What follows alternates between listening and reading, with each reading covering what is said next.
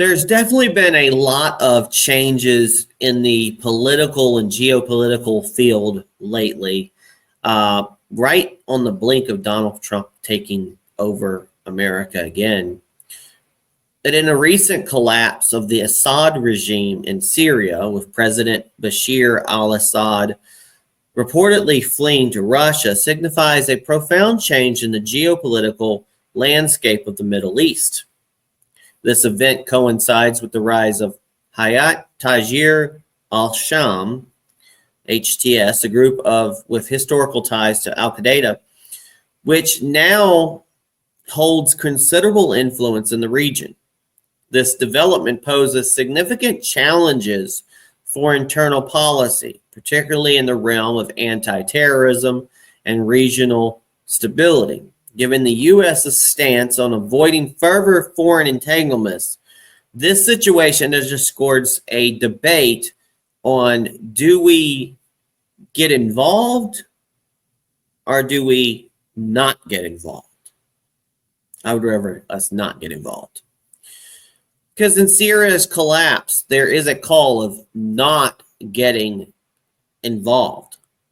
From perspective aligned with constitutional conservatism, the fall of Assad's regime can be seen as a validation of basically staying out of it policies, a viewpoint that has been vocalized by former President Donald Trump, and now to be president again, Donald Trump.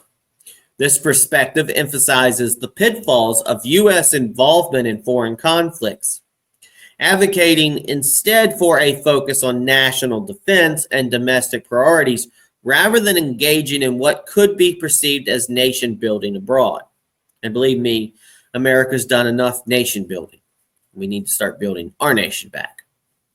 The rapid change in Syrian governments without significant U.S. military involvement might be cited as instability, but it could be preferable to the cost and complexities of direct intervention. This approach is seen as a way to conserve American resources and avoid the unintended consequences of foreign policy overreach. However, this scenario also highlights the complexity of non-involvement.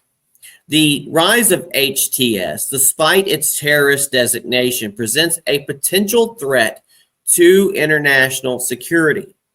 Balancing the principle of non-intervention with the need to combat global terrorism remains a nuanced challenge, one that requires careful consideration of both the ideological commitments to sovereignty and the practical implications for global peace and security.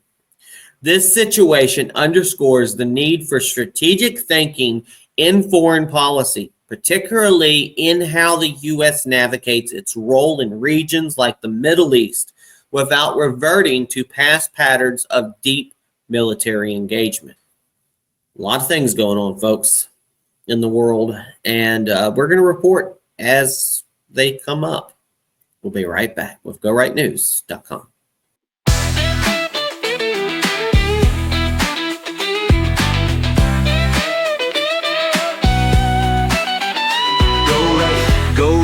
Go right news with Peter Boykin, we're making moves. Freedom and liberty always on the rise. Tune into the truth and open your eyes.